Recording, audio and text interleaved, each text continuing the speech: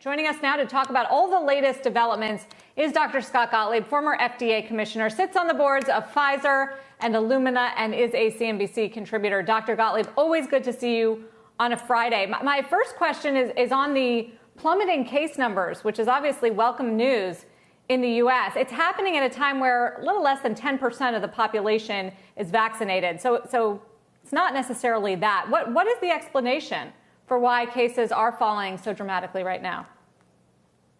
Yeah, it's a combination of things. If you look at Google mobility trends, you've seen a real decline in people's activity. So people, probably recognizing the severity of the pandemic, have withdrawn some of their activity.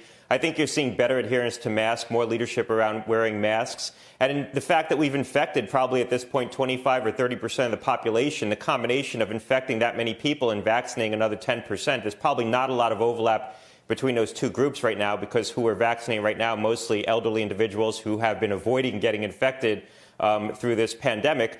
You have enough population-wide immunity at this point that you don't have herd immunity, but you are getting a reduction in the transfer of the infection. And then when you layer in the reduction in mobility, that's probably having an effect. Now, why people have withdrawn some of their activity, it's probably a combination of things. I think on one level, people are seeing that there's a dangerous pandemic and they're starting to be more cautious.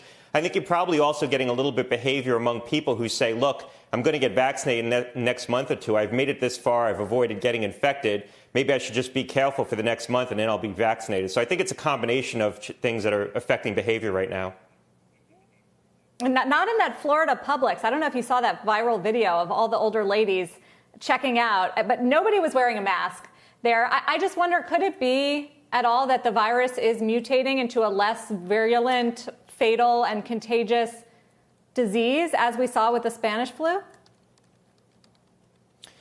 It's possible. Probably not yet. I mean, we haven't really detected variants that we think are less infectious or less pathogenic. It is true that the mix of viruses that are circulating in the United States right now are different than what was circulating in the fall and are different than what was circulating in the spring. And we're not really good at detecting the sequence variations that we're seeing and correlating that with experimental evidence and clinical data that would show whether or not the virus is changing its behavior. We don't think that's the case right now. I think a lot of it can be explained by behavioral changes. When you do look at the mobility data, in many respects, it looks like April. People have really withdrawn their activity for a period of time, and that's probably accounting for some of this. And again, the fact that we've infected probably upwards of around 30% of the population. And so the RT, the rate of transfer, just begins to fall when you get to those levels, even though it's not herd immunity. Herd immunity isn't binary. It's not all of a sudden we're going to wake up and one day it's just not going to be spreading because we're going to reach some magical threshold.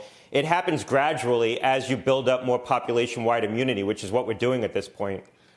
So clearly, Dr. Gottlieb, things are looking a bit better, but are they looking good enough to start reopening indoor dining as they are in New York next weekend?